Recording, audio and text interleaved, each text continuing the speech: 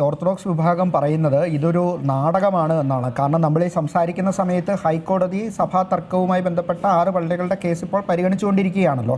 ഹൈക്കോടതിയുടെ മുമ്പിൽ ഇന്ന് പറയുന്നതിന് വേണ്ടിയിട്ടുള്ളൊരു നാടകമാണ് യാക്കോബായ വിഭാഗത്തിൻ്റെ ഭാഗത്ത് നിന്ന് നടത്തിയത് എന്നുള്ളൊരു പ്രതികരണമാണ് ഓർത്തഡോക്സ് വിഭാഗത്തിൻ്റെ ഭാഗത്ത് നിന്ന് വന്നിട്ടുള്ളത്. അതിന് അങ്ങേക്ക് എന്താണ് പറയാനുള്ളത്?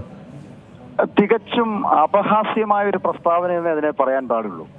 കാരണം പൊതുസമൂഹത്തെ മുഴുവൻ അപമാനിക്കുന്ന, നീതി നിഷേധിക്കുന്ന, മനുഷ്യത്വമില്ലാത്ത, ദൈവവചനത്തെ അനുസരിക്കാത്ത ഹീനമായ പ്രവർത്തനങ്ങൾ കാഴ്ചവെച്ചിട്ട് ഹൈക്കോടതിയിൽ പ്രസന്റ് ചെയ്യാനാണെന്ന് പറഞ്ഞാൽ, ഈ അമ്മ കഴിഞ്ഞ ഞായറാഴ്ച രാത്രി മരണപ്പെട്ടു, ചൊവ്വാഴ്ച സംസ്കരിക്കുന്നു, അതിനെ തടസ്സം ചെയ്യുന്നു.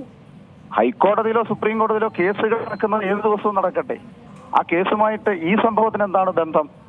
അങ്ങനെ അവർ ഭയപ്പെടുന്നു എങ്കിൽ അവരിന്നലെ ഈ ഷമ്മാശിനെ പ്രവേശിപ്പിക്കുന്നതിന് തടസ്സം ചെയ്യാൻ അധികാരികൾക്ക് എന്തിനാണ് കൂട്ടുനിന്നത്?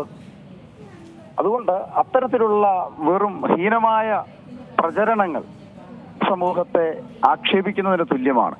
എനിക്ക് ഇക്കാര്യത്തിൽ പറയുവാനുള്ളത്, ഇവിടെ മനുഷ്യത്വമാണ് വലുത്.